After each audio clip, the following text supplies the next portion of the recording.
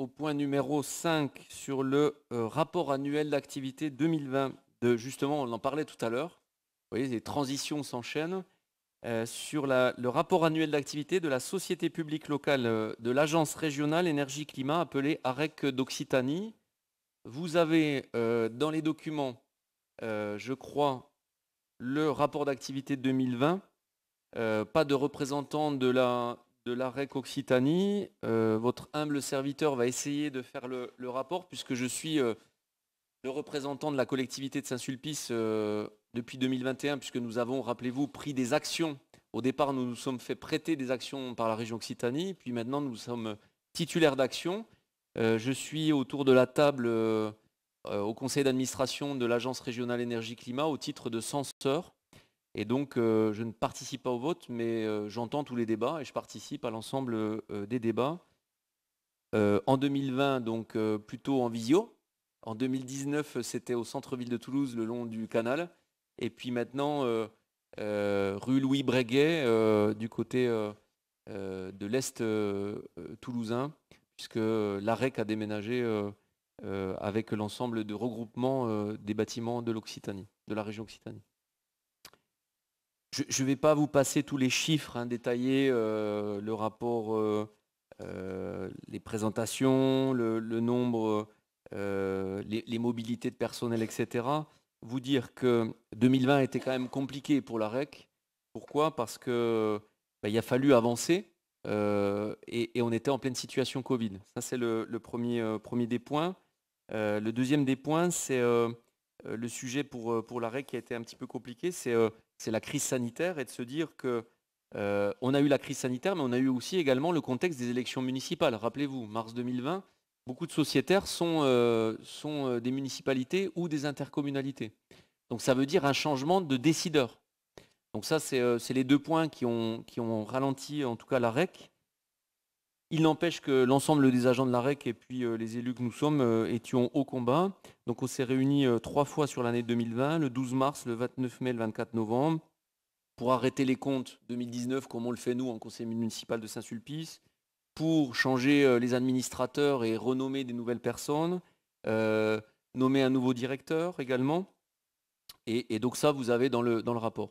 Ce que je voudrais vous dire plutôt, c'est ce que vous avez à l'écran ce soir, c'est plutôt l'AREC. En fait, vous le voyez déjà sur le logo en haut à gauche, on est bien dans la région Occitanie. Donc c'est un outil que la région a mis en œuvre, notamment, vous le voyez par sa coloration verte, sur tout ce qui touche en fait à la transition écologique, énergétique, développement durable. Moi, ce que j'ai voulu vous mettre, c'est les types de missions ou d'expertise que l'AREC a, notamment, et avait en 2020, parce qu'elle en a déployé des nouveaux en 2021. Donc tout d'abord, les engrenages. Les engrenages, c'est nous, c'est des communes, c'est des territoires qui ont des projets. Ensuite, vous avez des institutions qui subventionnent, l'ADEME, la région, les départements, sur la transition écologique. Et puis ensuite, des filières. Recréer des filières d'acteurs économiques ici en territoire Occitanie. Ici d'abord en France, mais aussi en territoire Occitanie. C'est ça en fait le vrai sujet de la REC, c'est de remettre en fait aussi sur le sujet de la transition écologique, le financer, le pousser, mais en même temps en fait nourrir des sociétés, des entreprises dont les sièges sociaux seraient ici. Et puis aider les territoires à passer la transition énergétique.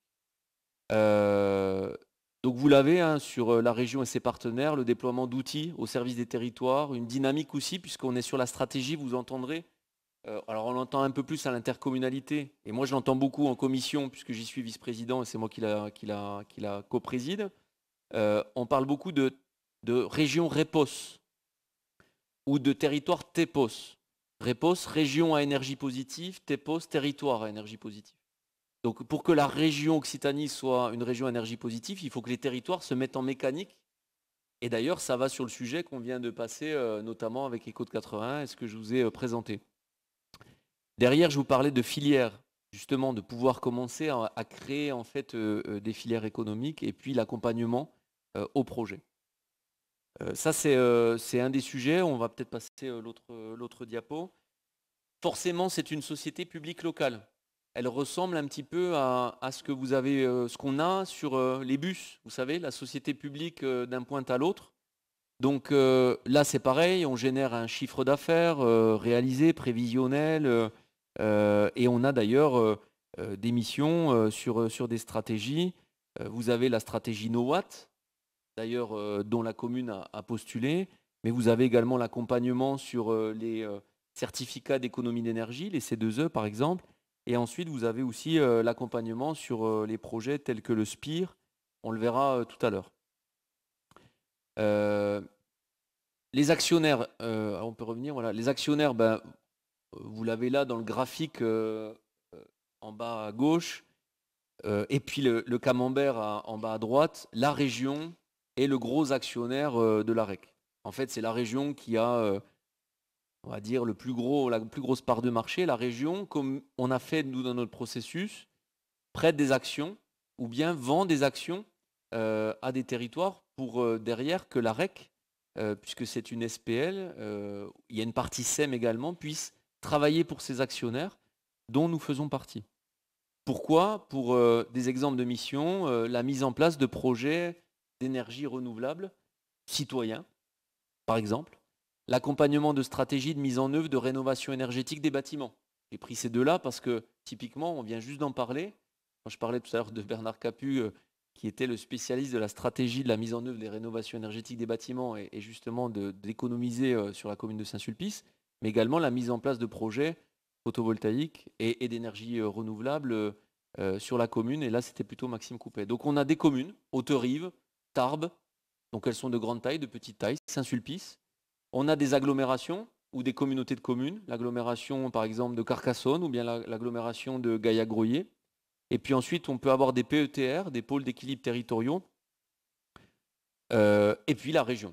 On a aussi des parcs nationaux ou des parcs régionaux justement sur des stratégies également. Je ne sais pas si on peut passer. Les offres de services de la REC. Donc vous l'avez compris, c'est qualifier en fait tout d'abord l'initiative ou l'idée que les élus portent du territoire et c'est les accompagner dans une vision, apporter une méthodologie, parce que tous les élus ne se lèvent pas le matin en se disant je suis un stratège de la transition écologique et environnementale. Et donc en fait, il y a vraiment un schéma directeur à poser. Comme on peut faire un schéma directeur d'assainissement, ben, il y a un schéma directeur à poser. Et donc toute une stratégie à dérouler, qu'elle soit en fait financière, juridique, mais également sociale, on en parlait, s'il y a de l'action citoyenne. La règle vient sur l'aide au montage stratégique, et puis ensuite il y a tout un montage technique avec des techniciens, des ingénieurs, qui viennent en fait faire ce montage-là et l'accompagnement des collectivités pour derrière une mise en œuvre sur le territoire, toujours dans l'objectif de la région REPOS. Donc vous avez à la fois des acteurs économiques, des collectivités, des particuliers. Je le dirai tout à l'heure à la fin pour la partie particulier. Sur la partie acteurs économiques et collectivités, vous les avez là à l'écran, c'est le développement des ENR, c'est la planification, la stratégie énergie-climat, ça peut être accompagné des collectivités dans leur plan climat air énergie. Tarn-et-Gagout n'a pas fait ce choix-là, mais on aurait très bien pu également à l'intercommunalité prendre des actions et se faire accompagner de la REC. C'est fabriquer des solutions et des politiques publiques liées à la transition énergétique. C'est travailler très précisément et techniquement sur des offres d'efficacité énergétique patrimoniale et dans les bâtiments. Et enfin, la mobilité, travailler aussi sur la mobilité durable. Pour la partie particulier et collectivité, il y a ce qui s'appelle le SPIR. Le SPIR, c'est en fait, vous le voyez donc au milieu à droite, c'est le service public intégré pour la rénovation énergétique. Le SPIR, en fait, c'est le guichet unique de la rénovation énergétique, puisqu'aujourd'hui, si vous connaissez, en tout cas dans vos familles, dans vos amis, des citoyens qui ont voulu faire de la rénovation énergétique chez eux, c'est quand même le parcours du combattant. Voilà. Pour ceux qui l'ont vécu, je sais que certains élus l'ont tenté. Ils l'ont tenté. Voilà. Je ne sais pas si on peut passer en suivant. Donc c'est d'avoir la région, mais quoi, avec la REC, un outil qui s'appelle un guichet unique. Et donc chaque citoyen, en gros, c'est ne réfléchissez plus, allez directement au guichet unique. Et en fait, ils vont vous conseiller, ils vont vous guider. On le verra même tout à l'heure, ils vont même vous financer. C'est un des sujets d'amélioration d'ailleurs qu'on a voté cette année. Je vous ai pris, si on peut revenir après, je vous ai pris un exemple. Donc vous avez en haut à droite, dans les stratégies que je vous ai expliquées, que je viens de vous expliquer, en fait, typiquement, une stratégie dans le catalogue, pour vraiment vous l'expliciter, parce qu'elle ressemble à Saint-Sulpice, bâtiment, patrimoine, efficacité énergétique. Derrière, voilà ce que ça veut dire. Vous l'avez à l'écran, c'est l'accompagnement global, parce qu'en fait, on peut gérer qu'une petite salle en efficacité énergétique, mais on peut aussi gérer la médiathèque de la ville de Toulouse. C'est pas la même chose. On peut gérer le parc des expos de la ville de Toulouse. C'est pas la même chose non plus. L'accompagnement donc opérationnel sur les enjeux de stratégie énergétique et surtout le montage de projets. Parce qu'en fait, les mairies ne sont pas équipées d'agents spécialisés, n'ont pas l'ingénierie suffisante et technique sur ces sujets-là. Donc on a vraiment des spécialistes et vous le verrez donc dans le rapport, le nombre de personnes travaillant à la REC, c'est à peu près 23 salariés permanents, tous spécialisés dans la transition écologique, le développement durable, les stratégies justement d'efficacité bâtimentaire. Voilà un exemple. Et donc on a la définition de la stratégie de la commune jusqu'à la mise en œuvre et même la valorisation et le suivi dans le temps. Deuxième sujet, si on peut passer, c'est par exemple, c'est la commune de Plaisance-du-Touche qui a mis ça récemment en œuvre. On l'a voté en conseil d'administration de la REC. C'est la mise en place d'un schéma directeur des énergies sur son territoire. Donc là, pour le coup, c'est un outil de préfiguration avec la réalisation d'un audit et d'un diagnostic sur son territoire, en se disant, bah ouais, en fait, les orientations stratégiques et la transition énergétique, elle se fait où sur le territoire? Puis ensuite, une fois que l'état des lieux et le diagnostic est fait, les besoins spécifiques du territoire et la rédaction d'un cahier des charges pour rendre opérationnelles les choses. Voilà, ça c'est des exemples que je voulais vous montrer, que vous retrouvez d'ailleurs dans le rapport d'activité de la REC Occitanie. Appelé d'ailleurs anciennement, pour ceux qui connaissent, l'ARP. Ça c'est pour les jeunes des plus jeunes. On a également là un autre modèle qui est d'engager la réalisation des modèles de projets photovoltaïques souhaitables et souhaités sur le territoire. Je vous en parlais tout à l'heure. Ombrière d'Occitanie qui va arriver sur Saint-Sulpice. Vous allez voir fleurir courant 2022 des ombrières un peu partout sur tous les parkings. Et typiquement, on est accompagné justement par la REC sur ce sujet-là et de toutes les équipes techniques de la REC et de la région Occitanie qui nous aident sur les modèles, la faisabilité et les services et puis les élus de la mairie de Saint-Sulpice sont autour pour prendre des décisions. Typiquement, on aurait voulu mettre des ombrières sur la parking place du Plon. Aujourd'hui, la REC nous a dit c'est pas possible. Pourquoi? Parce que vous êtes en périmètre protégé des bâtiments de France et donc ça sera très très compliqué, voire impossible. Donc on a typiquement dans la stratégie déprioriser la place du Plot, ce qui est dommage parce que il n'y a pas beaucoup d'ombre et c'était une vraie production solaire et on a redéfini un autre endroit. Voilà, ça c'est des exemples. Vous avez également définir et réaliser des actions de mobilité durable sur les territoires. Donc là, c'est par exemple la mise en place de l'hydrogène, la mise en place de plans vélo électriques sur des territoires ou bien des intercommunalités, avec toute la dynamique en fait à la fois spatiale dans l'aménagement, mais également la dynamique sociétale par rapport aux citoyens. Là aussi, la REC en fait vient nous aider sur la méthodologie et le schéma, avant d'être dans l'action.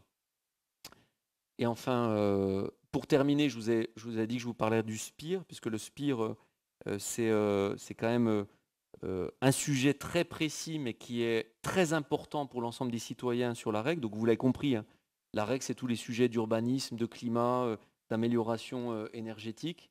Mais il y a un truc dans la REC, je vous en ai parlé tout à l'heure, donc le service public pour la rénovation énergétique, qui a été mis en place au travers d'une délégation de service public de la région.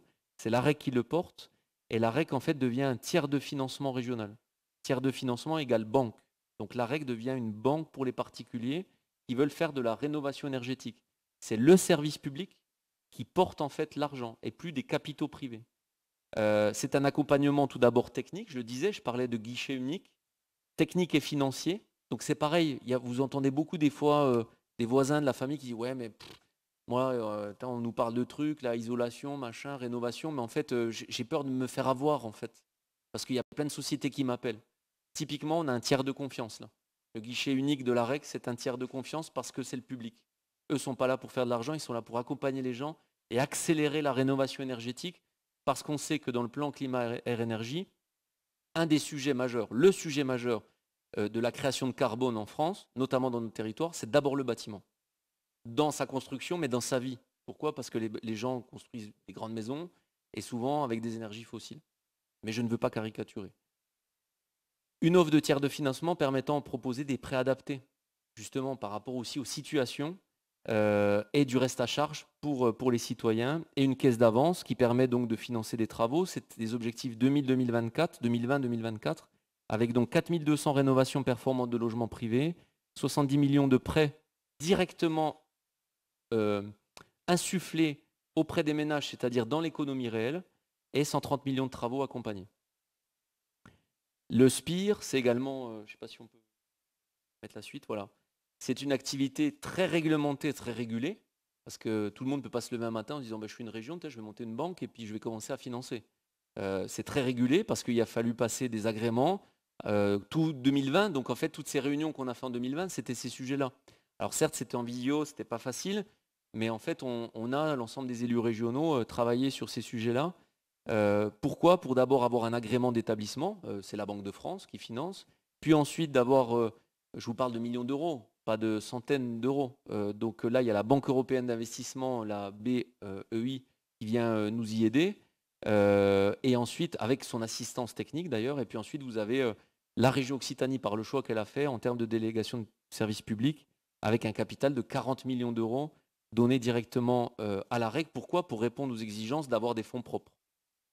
Et surtout, réduire au maximum les coûts d'accompagnement auprès des particuliers. Puis après, il a fallu se faire enregistrer à l'ORIAS, notamment pour avoir une assurance, parce que si on accompagne les gens qui font des travaux et puis que ça casse, il faut être à minima assuré. Voilà, dire que la REC, si on peut continuer, donc le SPIR, Service public intégré de la rénovation énergétique, est un service qui s'appuie sur un réseau de guichets uniques. Donc il y a eu un appel d'offres qui a été lancé courant 2021 parce qu'avec le Covid, on a pris un petit peu de retard. Et donc, c'est le département du Tarn, la collectivité département du Tarn, qui en fait aujourd'hui porte le SPIR dans le Tarn. Dans d'autres départements, des fois, c'est les SDET, c'est les syndicats départementaux d'électrification, qui sont aussi des outils de la transition énergétique. Sur le Tarn, c'est le département. Et d'ailleurs, Christophe Ramon, président du département, a inauguré le local de la maison justement de la rénovation énergétique à Albi.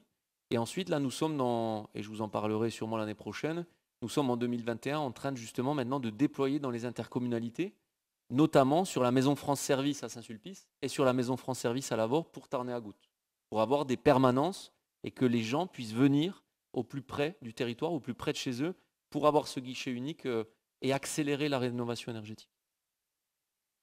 Vous l'avez vu, donc on est en collaboration, on a des très bons retours des premiers utilisateurs du service. Donc c'était fin 2020, on avait 120 contrats d'accompagnement signés, il y avait eu 50 audits, puisque avant de signer les contrats, il y a des audits dans les maisons des gens ou dans les appartements des personnes. Et on venait de démarrer 2 projets d'accompagnement de travaux et un prêt pour une maison individuelle d'un couple qui s'est lancé dans une rénovation. Bien sûr, tout ça, ça va s'accélérer, notamment en 2021. La REC, c'est quoi aussi dans le rapport d'activité? C'est des outils comme Terristory, je voulais vous en parler aussi, qui est un outil web de référence pour les territoires en transition. C'est-à-dire que Saint-Sulpice étant actionnaire de la REC, il y a accès. Vous avez pour les élus, pour les services de Saint-Sulpice, vous avez des cartes de visualisation de données, des outils d'aide à la décision, des outils de comparaison avec d'autres territoires qui sont, par exemple, le même nombre d'habitants que nous, pour savoir si on est en retard, en avance sur la transition. Et donc de pouvoir mettre des indicateurs concrets. Et c'est aussi une prospective territoriale pour avoir des cartographies qui, par exemple, recenseront les centrales à GNV, les chaudières biogaz, ça peut être les centrales ou les stations hydrogène qui vont s'installer, qui vont fleurir en Occitanie, notamment avec le corridor européen de l'hydrogène. Voilà, vous avez des exemples, je vous ai mis quelques petits visuels en essayant d'être voilà, juste assez ludique. Donc on a sur ces cartes-là plus d'une vingtaine d'indicateurs, notamment sur la transition, l'air, les consommations électriques, etc., etc. La production d'énergie renouvelable, typiquement. Et on peut géolocaliser, je vous le disais, donc les installations GNV, les installations de méthanisation, les bornes électriques qui se développent, etc. etc. Voilà. Donc ça, c'est un des outils, par exemple, de l'AREC dans son rapport d'activité. Et ce qu'il faut retenir, donc guichet unique pour les particuliers, tiers de financement, et puis ensuite outils techniques d'assistance technique pour les collectivités. Et donc dans le rapport, vous y retrouvez à la fois le bilan humain, le bilan social, et puis tout le rapport financier. Et donc, je le répète et je le dis, la maison Rénov Occitanie, qui est basée à Albi, portée par le conseil du département. Et là, on est en train de travailler justement pour que Rénov Occitanie en fait s'étende sur le territoire et arrive par des permanences à la maison France Service de Saint-Sulpice. Voilà. Avez-vous des questions? Si je peux y répondre, j'essaie d'y répondre. Sinon, je prends le point et je demanderai à nos collègues de l'AREC une réponse que je viendrai vous donner au prochain conseil municipal. Pas de questions. Je vous propose donc de prendre acte de ce rapport. Pas de vote sur le rapport 2020 de la société publique locale qui a bien été secouée en 2020. On s'est même posé la question au mois de mars de se dire, mais puisque les collectivités sont les donneurs d'ordre et que les collectivités en 2020 étaient cantonnées en visioconférence et toutes les collectivités n'ont pas su passer la visio, on se disait les recettes vont être un peu compliquées. Au final, on s'en est quand même pas mal sorti. Voilà, donc rapport annuel de l'AREC. Merci beaucoup. On va passer au point numéro